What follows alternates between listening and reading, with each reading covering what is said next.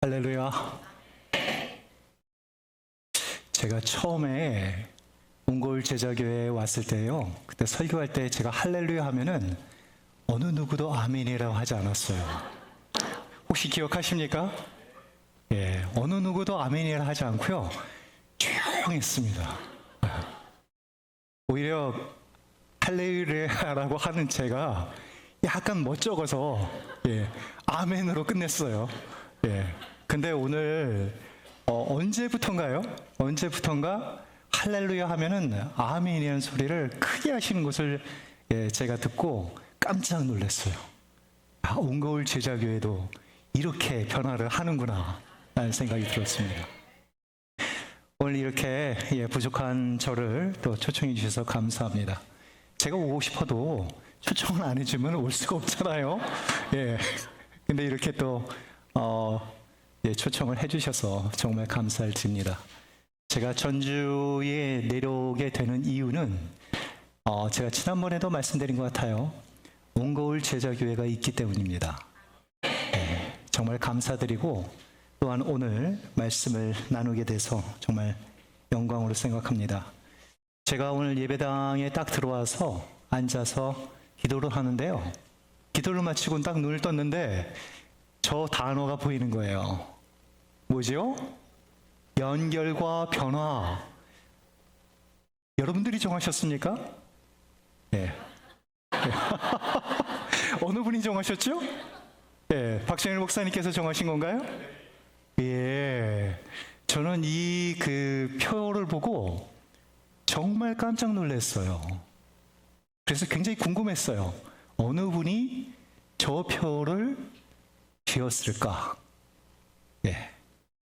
저게 4차 산업혁명의 가장 기조가 되는 표현이 바로 연결과 변화잖아요. 커넥티비티하고 그 다음에 트랜스포메이션. 연결과 그 변화가 현재 4차 산업의 가장 그 핵심에 있는 AI 기술이나 그 모든 연결성이 양자 컴퓨터까지 연결해갖고 되는 것이 바로 이 기조예요. 근데 어느 교회를 가더라도 연결과 변화라는 그러한 부분들을 얘기를 하고 표로 내세우는 교회는 없었어요. 근데 제가 저걸 보자마자 이야, 옹골 제자교회 정말 대단하구나. 하나님께서 저는 4차 산업혁명을 일으키신다라고 저는 생각합니다. 그냥 생각도 하지 마시고 그냥 아멘 하지 마시고요.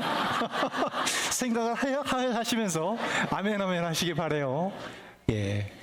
연결성을 통해서 전 세계를 연결하고 그 가운데에 하나님의 그 변화, 하나님의 말씀의 그 변화를 통해서 세계가 점점 하나로 연결되며 하나님의 말씀 가운데 변화가 생길 것을 저는 믿습니다.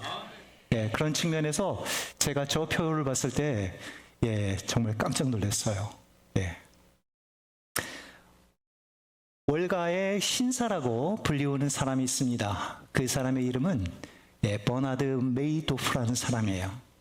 바로 이 사람이 하나의 수익을 내기 위해서 어떠한 변화가 있다 하더라도 안정적인 수익을 낸다라고 해가지고 그 펀드를 냈는데 이 펀드의 기금이 무려 90조나 되는 어마어마한 돈이 모였습니다. 90조가 여러분들 상상이 가세요? 아마 상상이 되지 않을 것 같습니다. 헝가리나 핀란드라는 그 나라의 1년 예산이 90조예요. 우리나라 작년 2024년의 1년 예산이 650조입니다. 그러니까 우리나라 전체 예산의 14% 정도를 차지하는 어마어마한 돈인데 그거를 이 한 사람이 그 펀드로 모았다는 겁니다. 그래서 미국의 많은 자선단체와 그 다음에 미국의 대학교들 그리고 많은 연예인들이 이 펀드에 가입을 했어요. 이렇게 이 사람이 이렇게 큰 돈을 유명인들로부터 모을 수 있게 된다는 여러 가지 이유가 있습니다. 먼저 이 사람은요, 나스닥이라고 하는 미국의 유명한 증권거래소가 3개가 있는데 그 중에 나스닥이라고 하는 증권거래소의 전직 회장이에요. 그뿐만이 아니라 오랜 기간 동안에 증권 거래나 그러한 것의 중요 직책을 맡았습니다. 그렇기 때문에 이 사람의 명성이 대단했죠. 그래서 이 사람에게 자기들이 투자를 하더라도 안심이 됐겠다라고 생각을 하게 되는 것입니다. 그뿐만이 아니었어요. 이 사람이 제공하는 이 펀드의 그 수익률은 매우 안전했습니다. 바깥에 어떤 그 경제적인 상황을 통해 가지고 펀드가 이제 하강을 해야 되는데 이 수익률은 하강하지는 않았어요. 하강하지 않고 지속적으로 돈이 들어왔습니다. 그래서 사람들이 이것을 보고 너무나도 좋아서 믿기지 않을 만큼 좋은 펀드라고 이름을 붙일 정도였습니다. 그래서 이 사람이 이 펀드를 운영할 때에 실제로 이 상황 가운데에 너무나도 의심스러운 정황들이 많이 발견됐어요. 그래서 수차례 경고나 그러한 부분들이 있었음에도 불구하고 많은 사람들은 이 펀드에 대해서 의심하지 않았어요. 근데 마침내 2008년 이 펀드가 바로 거대한 폰지 사기라는 것이 드러나게 됐습니다. 바로 그 폰지 사기라는 것은 무엇이냐면 새로 가입한 사람들의 돈을 통해서 기존에 가입한 사람에게 원래 지급하게 되어 있는 그 수익률을 보장해서 지급하는 것이에요. 그래서 이게 하나의 거대한 폰지 사기임이 드러나자 바로 전 세계가 발칵 뒤집혔습니다. 그 펀드에 오랫동안 투자를 했던 그러한 많은 자선단체 그리고 대학들이 큰 손실을 얻게 됐고 그리고 자기의 은퇴연금을 넣은 사람들의 전 재산이 날아가 버리는 그러한 무지막지한 그러한 사태가 발생했습니다. 사람들은 진실보다는 듣기 좋은 그러한 거짓을 선택했습니다.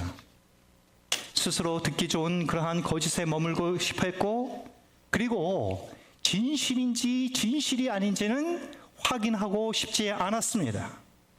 하지만 진실은 때로 불편하고 고통스럽고 외면을 당합니다. 오늘 본문에서 예레미야는 그러한 불편한 진실을 말하는 선지자였습니다. 반면에 이 거짓 선지자들은 말합니다. 확실한 평강이 있을 것이다. 칼과 기근에 너희에게 임하지 아니할 것이라고 말합니다. 오늘날은요, 인류가 역사를 시작한 이래에 가장 많은 거짓 뉴스로 홍수의 세계를 이루고 있습니다. 그렇기 때문에 진실이 억눌리고 그리고 거짓이 성행하는 그 시대, 또 교회가 그 거짓의 편에 설 때에 우리는 어떤 기준으로 이것을 과연 판단을 해야 할 수 있을까요? 오늘 본문을 통해서 거짓 선지자와 참 선지자들의 그 차이, 그리고 오늘 우리가 들어야 하는 하나님의 진실의 음성이 무엇인지를 오늘 본문 말씀을 통해서 살펴보고자 합니다. 먼저 예레미야 14장 이 말씀은 유대 왕국의 그 말기를 배경으로 하고 있습니다. 예레미야는 이 요시야 왕 13년 기원전 627년에 하나님으로부터 부름을 받았어요. 그리고 선지자로서 사역하면서 이 예루살렘이 바벨론에 의해서 멸망하게 되는 기원전 586년까지 활동을 했습니다. 다시 말하면은 이 유다 왕국의 마지막 그 40년 패망하고 멸망해서 멸망으로 치닫는 그 혼돈과 혼란의 그 시기를 살아낸 선지자입니다. 이 시기에는 하나님의 충성된 그 왕인 요시야가 죽고 나서 이 유다는 정치적으로나 윤리적으로나 그 경제적으로나 이제 극심한 혼란에 빠져 있을 그 당시였습니다. 이 요시야 왕은 이 유다 왕국에 있어서는 마지막 촛불과 같은 그런 존재였어요. 그는 종교개혁을 단행했고 그리고 율법의 말씀을 회복시키려고 노력했는데 그가 바로 이집트의 느고 왕이라는 그 상대방과 전쟁을 벌여서 무기또라는 그 곳에서 기원전 609년에 죽고 맙니다. 이 요시야 왕이 전사한 이후에 이 유다는 급속한 타락을 경험하게 돼요. 이 요시야 왕을 일간 뒤를 이어서 왕이 된 여호아스나, 여호아킴 그러한 시드기야 왕들은 하나같이 그 부패 가운데에 있었던 왕들입니다. 이들 왕들은 이집트와 그 바벨론의 그 열강 가운데에 눈치 보기에 바빴어요.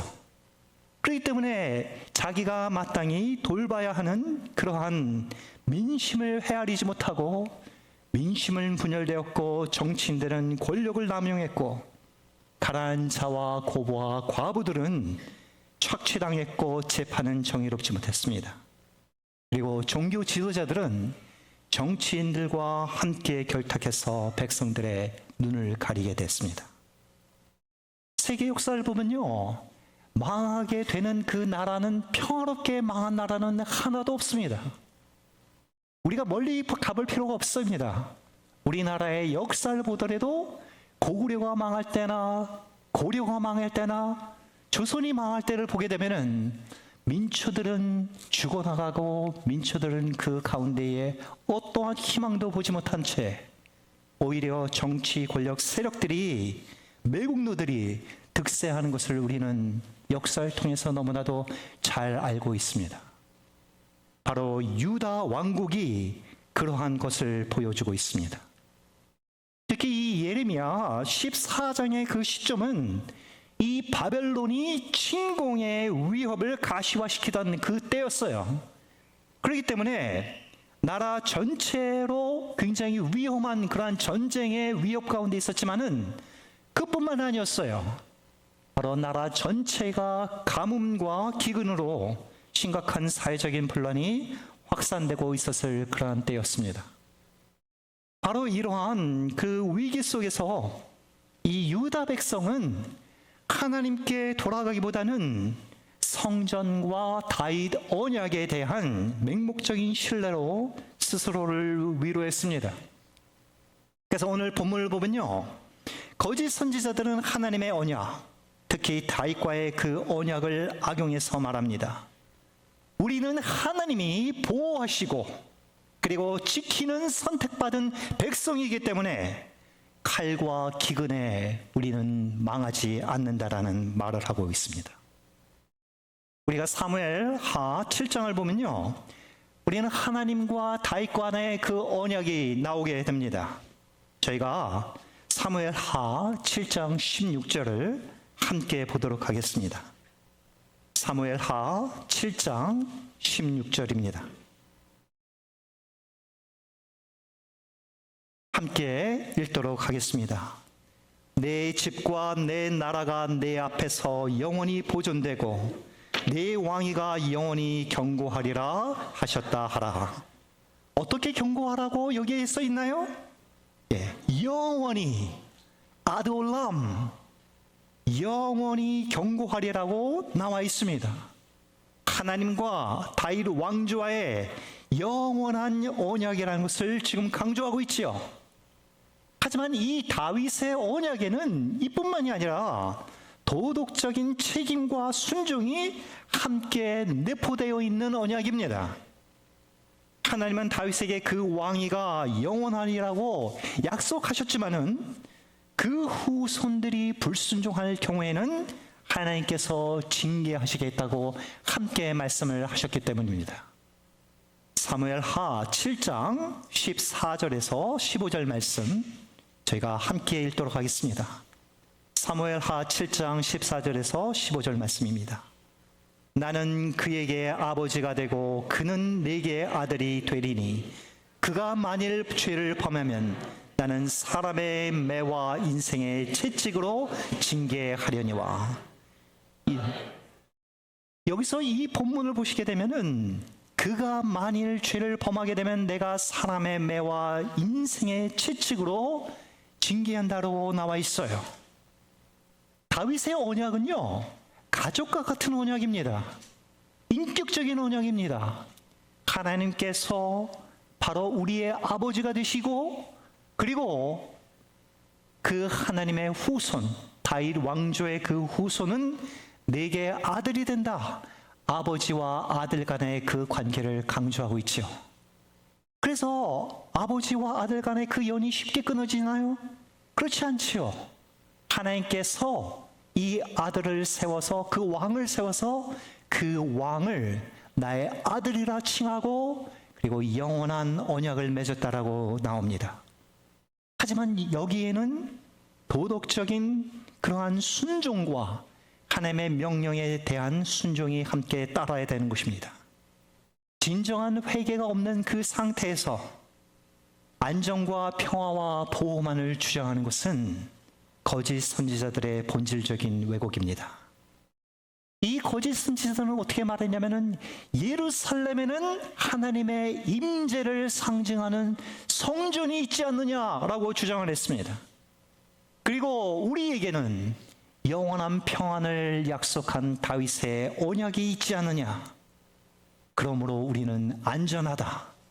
그러므로 우리는 평안하다고 주장을 하게 된 것입니다. 이들은 언약의 내용은 기억했지만은 그 언약의 본질인 하나님과 이스라엘 그 백성 간의 사랑과 순종으로 회복되어야만 하는 그 본질에 대해서는 망각했어요. 그리고 또 이 언약을 자기 보호용으로, 도구로 사용을 하게 됐습니다. 결국 그들의 언약은, 그들이 말한 예언은 신학적으로 무지하고 도덕적으로 무감각하며, 그리고 목회적으로 매우 무책임한 그러한 말들이었습니다. 기독교인들 가운데서는요, 마치 이신칭의를 구원의 보증서처럼 이해하는 분들이 있습니다. 이신칭의가 뭔가요? 이신칭의라는 것은 죄인이 하나님의 은혜로 믿음으로 말미암아 의롭게 되었다는 것을 말해주고 있는 것입니다. 아멘이십니까? 맞는 말이에요. 하지만 이 이신칭의를 한번 구원을 받으면은 죄를 짓고 회개하지 않아도 나는 천국에 가는 데에 아무런 문제없이 안전하다라고 생각하는, 마치 천국의 보증서처럼 여러분들이 생각하고 있다면은, 저는 하나님의 예수 그리스도의 값진 구속을 회파하며 오용하는 것입니다. 예수님을 믿고도 오랜 시간이 지남에 따라서 아무런 삶의 변화가 없다면은, 그 사람은 진정 자기는 구원을 받았는지를 한번 확인해 보셔야 합니다. 하나님의 구원의 씨앗이 심기고, 그리고 그 구원의 씨앗이 발화됐다고 하면은 그 가운데의 변화는 반드시 일어나게 되어 있어요. 하나님과 그리고 예수님을 사랑하고 그분의 말씀에 순종하는 삶이 비록 더디다 하더라도 발생하게 되어 있습니다. 오늘 다시 우리 본문을 보도록 하겠습니다. 예레미야 14장 13절에 거짓 선지자들은 어떻게 말하고 있습니까? 거짓 선지자들은 너희가 칼을 보지 아니하겠고 기근은 너희에게 이르지 아니할 것이라. 내가 이곳에서 너희에게 확실한 평강을 주리라. 뭐라 말합니까? 누가 확실한 평강을 주나요? 하나님이 아니라 거짓 선지자들이 확실한 평강을 주는 주체로 지금 등장하는 것을 볼 수가 있습니다. 그들은 하나님의 자리에 본인들을 올려놓고 있는 것을 우리는 알 수 있죠. 그리고 그뿐만이 아니에요. 그들의 주장에는 무엇을 먼저 강조합니까? 칼과 기근을 가장 먼저 내세우고 있는 것을 우리는 볼 수 있죠. 그들이 주장하는 복음은 칼과 기근을 피하는, 단지 종교를, 형벌을 피하기 위한 도구로 주장하고 있는 것입니다.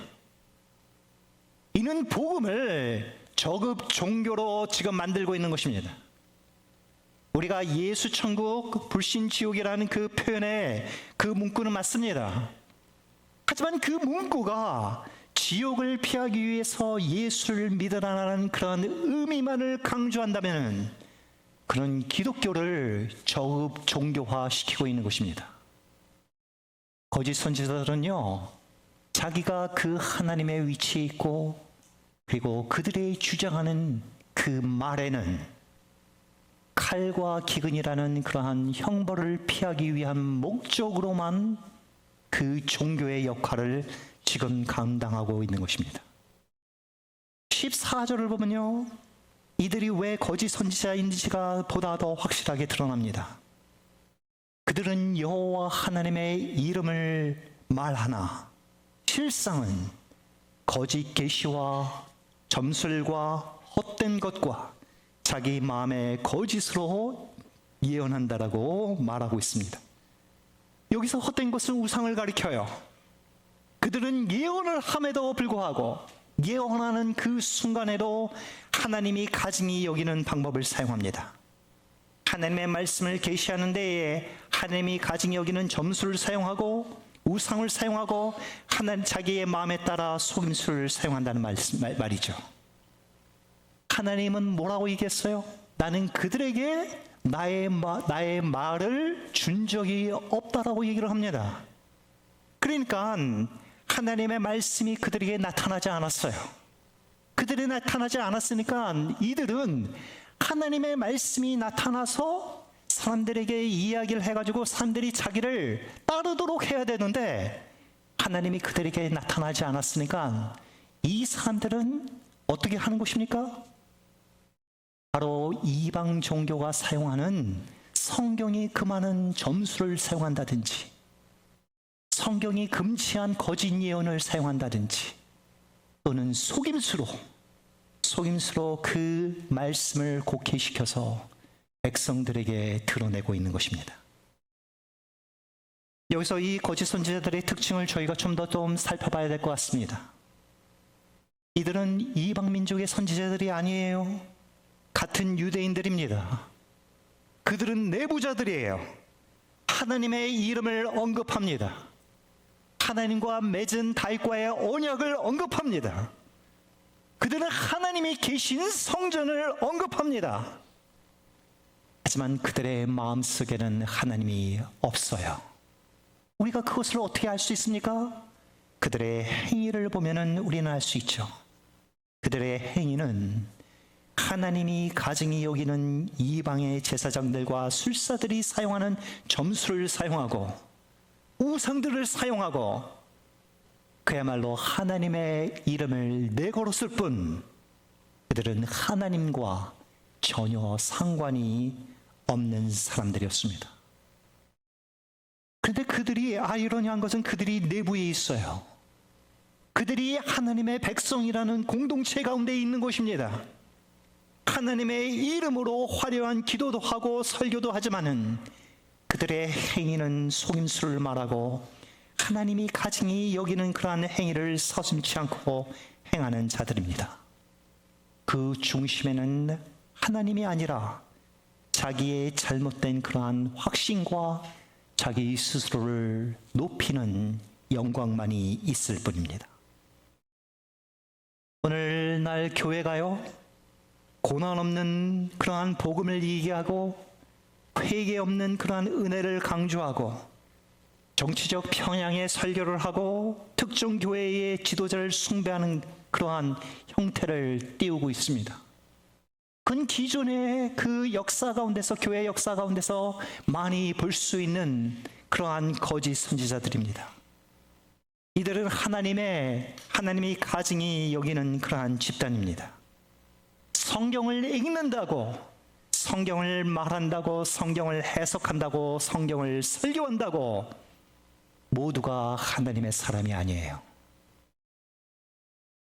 우리는 그들이 말하는 바와 그리고 행동하는 그 바가 하나님이 우리에게 주신 그 계시인 성경과 얼마큼 함께 부합하면서 그들이 행동하고 있는지를 우리는 자세히 살펴야 합니다.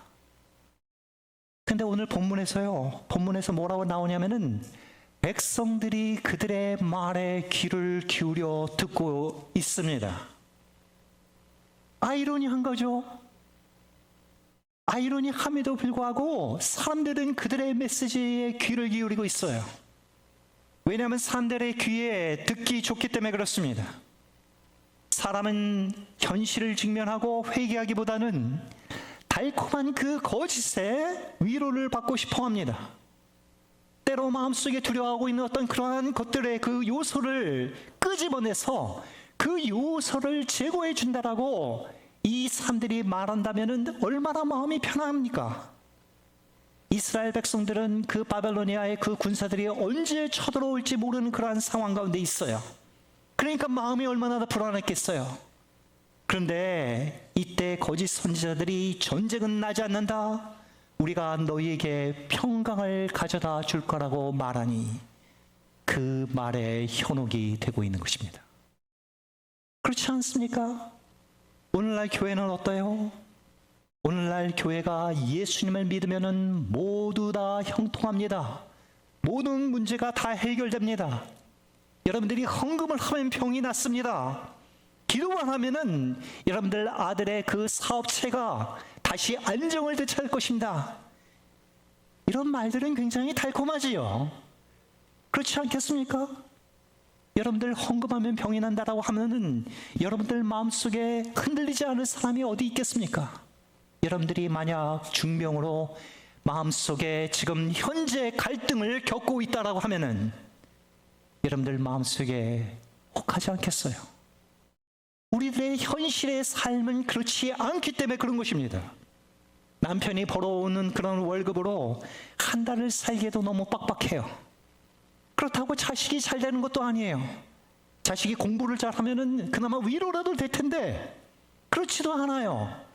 나의 현재의 삶이 지금 현재 내가 바라는 이상과 함께 맞물리지 못할 때에 거기서 갈등이 생기게 되는 것입니다. 바로 그 갈등을 이러한 유혹들이 파고듭니다. 교회로부터 모든 것이 잘 될 테니 헌금을 하라라고 그러한 말을 듣게 되면은 가난에 찌든 그러한 살림에도 돈을 갖다 바치게 되는 것입니다. 마음속에 달콤한 그러한 이야기를 들었을 때 여러분들 마음속에 위로를 받게 되는 그러한 현상들이 발생하고, 그리고 그거는 참된 교회가 아닙니다. 우리가 교회를 볼 때에 회개와 차복에 빠진 그 메시지는 복음이 아닙니다. 우리 신앙도 마찬가지예요. 우리가 복음을 선포할 때에 그 복음이 죄를 지적하고 회개를 촉구하고 있는지를 우리는 자문해 봐야 됩니다. 교회에서 선포되는 그 메시지가 세상 기준에 편승하고 인기 있는 그 설교가 불편한 진실을 피해가고 있다라고 하면은 우리는 이미 거짓 선지자들의 그 메시지에, 거짓 평강에 여러분들 마음이 이미 익숙해지고 있는 것입니다. 우리는 우리 자신에게 오늘 물어야 합니다. 과연 내가 듣고 있는 복음은 성경에서 말하고 있는 그 복음을 나는 듣고 있는가? 회개 없는 그 은혜를 기대하며 나는 오늘의 삶을 단지 위안만 받고자 하고 있지는 아니한가를 물어야 합니다. 이와 같이 거짓 선지자들의 속임수와는 반대로 우리는 예레미야의 고백을 우리는 들어볼 필요가 있습니다. 예레미야 14장 17절에서 18절에 이렇게 고백하고 있어요. 예레미야 14장 17절에서 18절까지 이렇게 고백하고 있습니다. 함께 읽도록 하겠습니다. 내 눈이 밤낮으로 그치지 아니하고 눈물을 흘리리니 이는 처녀딸 내 백성이 큰 파멸 중한 상처로 말미암아 망함이라. 내가 들에 나간즉 칼에 죽은 자요 내가 성읍에 들어간즉 기근으로 병든 자며 제사장들이나 알지 못하는 땅으로 두루 다니도다. 참으로 애통하지 않습니까? 이 본문에 보면요, 나라는 1인칭 대명사가 4번이나 반복되고 있는 것을 볼 수 있죠. 예레미야 그 자신이 바로 고통의 현장 가운데서 보고 느낀 것들을 지금 이야기를 하고 있습니다. 그리고 나서 뭐라고 얘기하면 바로 처녀 딸 내 백성이라고 얘기를 하고 있어요.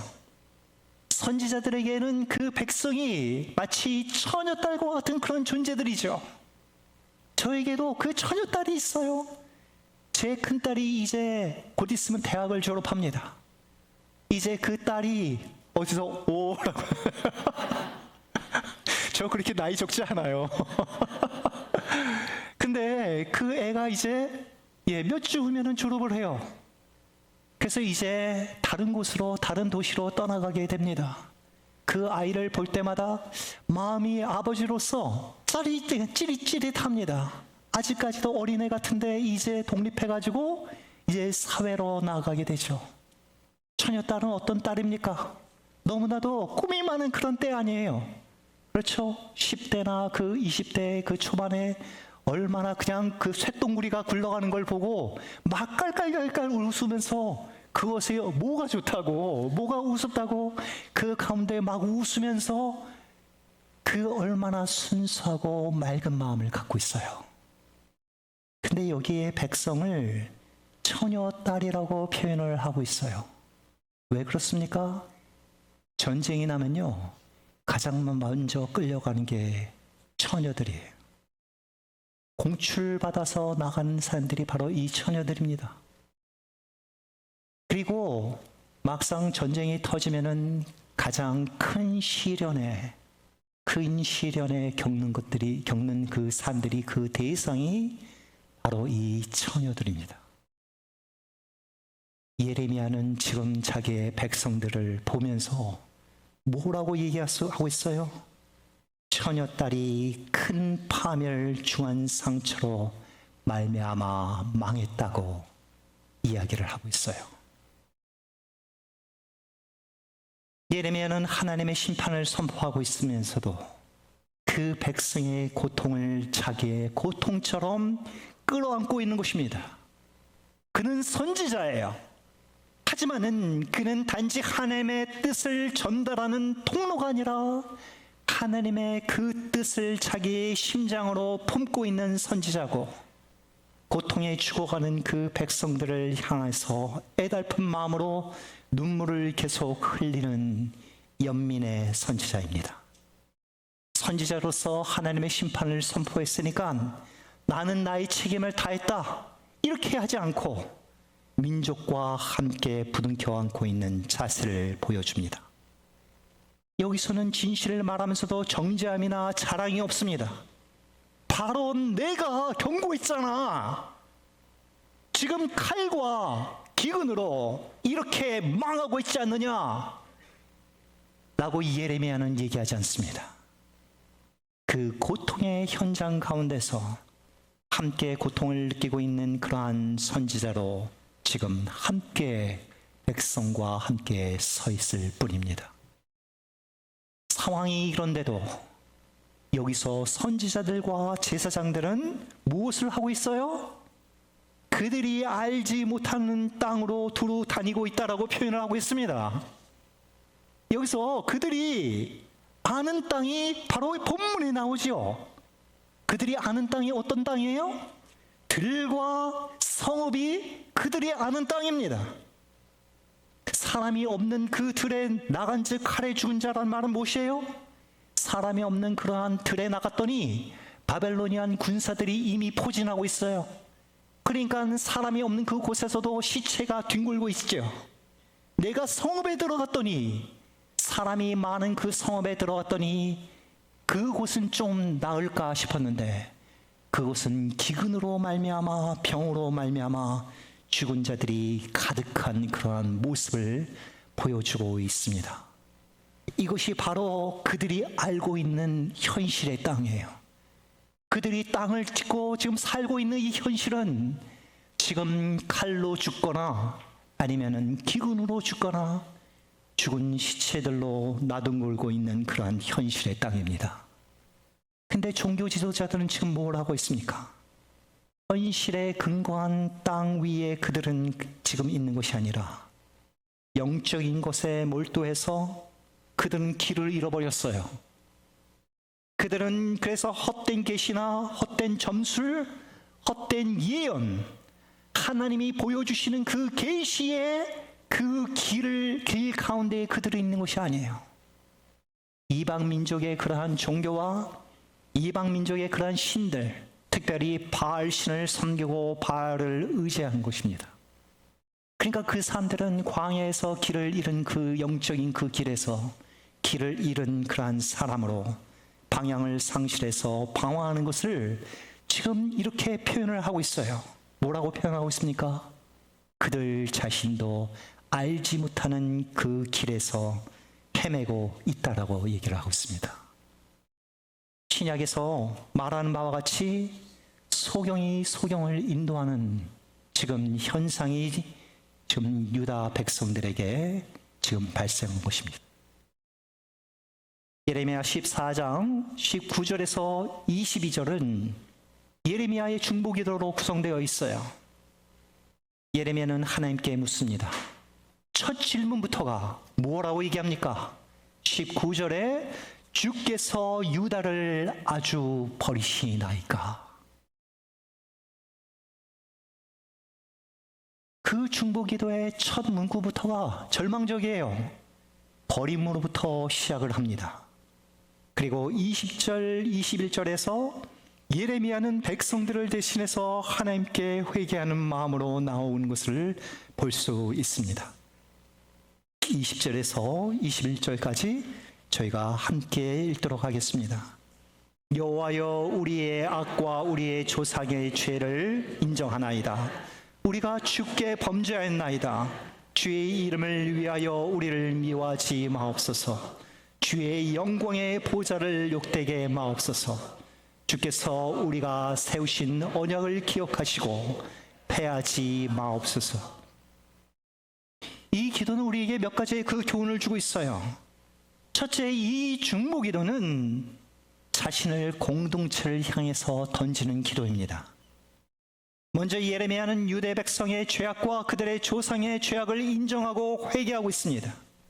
자기 자신은 하나님께 범죄하지 않았음에도 불구하고 자기의 백성을 대신해서 중보기도를 합니다. 예레미야의 중보기도에는 우리란 단어가 5번이나 등장하지요. 이 기도에는 이미 개인은 사라졌어요. 우리라는 공동체가 있을 뿐입니다. 우리는 성경에서 멸망해가는 그 이스라엘 백성을 위해서 중보를 기도한 그 사람을 우리는 볼 수가 있습니다. 모세가 그랬고 사무엘이 그랬어요. 이 백성을 용서해달라고 기도하면서 모세는 어떻게 기도했냐면은, 그렇지 않다면은 자기의 이름이 그 생명책에서 지워달라고 하나님께 간청하는 그러한 모습을 볼 수 있습니다. 이거는 보통 기도가 아니에요. 자기가 멸망을 하고 자기가 생명책에서 그 이름이 지워진다 하더라도 내 백성을 위해서 기도하고 있는 자기 자신을 던지고 있는 것입니다. 사무엘은 뭐라고 기도했냐면, 백성을 위하여 기도하는 죄를, 기도하기를 쉬는 죄를 하나님 앞에 결코 범치 않겠다고 기도를 합니다. 이들의 마음은 백성을 진정 사랑하는 그 마음에서 나오는 것입니다. 비록 이 백성이 망해가고 이 민족이 멸망의 길로 들어서 있음에도 나만 살겠다고 도망간 그 개인이 아니라 함께 이들과 함께하는 우리만이 있을 뿐인 것입니다. 두 번째, 이 기도는요, 회개로 시작합니다. 자복으로부터 시작합니다. 그리고 세 번째, 이 기도는 하나님의 이름과 영광이 중심에 있는 기도입니다. 이 기도는 단순히 백성들의 안녕을 위한 기도가 아닙니다. 하나님의 이름과 영광이 그 중심에 있는 간절한 호소죠. 그래서 하나님의 언약과 성품의 기초를 둔 기도를 합니다. 이 기도의 중심은 나가 아니라 바로 하나님 그 자신입니다. 여기서도 아이러니하게도요, 거짓 선지자들은 다윗과의 그 언약을 이용한 장면이 등장하는데, 여기서도 예레미야의 그 중보기도에도 다윗과 하나님과의 언약이 등장을 하죠. 하지만 거짓 선지자들이 형벌을 피하기 위한 체계로서의 다윗 언약을 주장했다라고 하면은, 예레미야는 이 본문 말씀에서 하나님과 하나님의 영광을 위하여 다윗의 언약을 기억해 달라고 지금 간구하고 있는 것입니다. 하나님, 저희 유다를 선택하셨잖아요. 선택하시고 나서 우리 유다가 망하게 된다면은 이방의 많은 민족들이 웃지 않겠습니까? 너희의 신이 얼마나 약한 신이면은 어떤 신이길래 그 신은 너희를 택하고 나서 너희를 버리는 신이냐? 이렇게 이방 민족들이 이야기하지 않겠습니까? 하나님, 그렇게 되면은 하나님의 이름이 욕되게 됩니다. 하나님의 영광이 욕되게 됩니다. 너희가 믿는 하나님이 얼마나 힘이 없고 나약하면은 자기가 선택한 그 민족을 버리는 하나님이냐? 이렇게 되지 않겠습니까? 하나님, 제발 우리를 위해서가 아니라 우리를 위해서가 아니라 하나님의 영광과 하나님의 이름을 위해서 제발 우리를 멸망 가운데에 두지 마옵소서. 백성을 위한 기도, 회개하며 자복하는 기도, 하나님의 영광과 그 이름을 높임이 그 중심에 있는 그 기도가 오늘 우리가 우리 민족을 향해서 해야 하는 기도임을 믿으시기 바랍니다. 마지막으로 이 기도는 하나님이 모든 백성과 모든 생명의 근원임을 고백하는 기도입니다. 22절에 이렇게 나와 있어요. 예레미야가 고백합니다. 이방인의 허무한 그 우상들 가운데에 능히 비를 내릴 자가 있나이까. 이것은 유대 백성들이 의존하던 그 헛된 신들에 대한 조롱하는 표현입니다. 동시에 창조주 하나님만이 생명의 근원이심을 지금 선포하는 고백이기도 합니다. 예레미야는 비가 오지 않아서 기근과 가뭄으로 땅이 갈라지는 그 현실 앞에서 오직 하나님만이 해결책이심을 고백합니다. 이 고백은 진정한 믿음과 회개에서 나옵니다. 한국교회는 이전부터 많은 기도가 있는 교회라고 우리는 알려져 있죠. 새벽기도, 철야기도, 금식기도, 금요 철야 예배. 하지만 우리들의 그 기도의 중심에 회개가 없다면은, 하나님의 영광을 드러내고자 하는 그 간절함이 없다면은, 그 갈망이 없다면은 우리의 기도는 주문에 불과합니다. 기도의 외형이 아니라 중심이 중요한 것입니다. 기도의 핵심에 하나님, 우리가 잘못했습니다. 용서하여 주시옵소서. 주님의 이름을 위하여 우리를 살려주십시오 하는 고백이 있어야 합니다. 사랑하는 성도 여러분, 여러분 지금 어떤 기도를 하고 있습니까?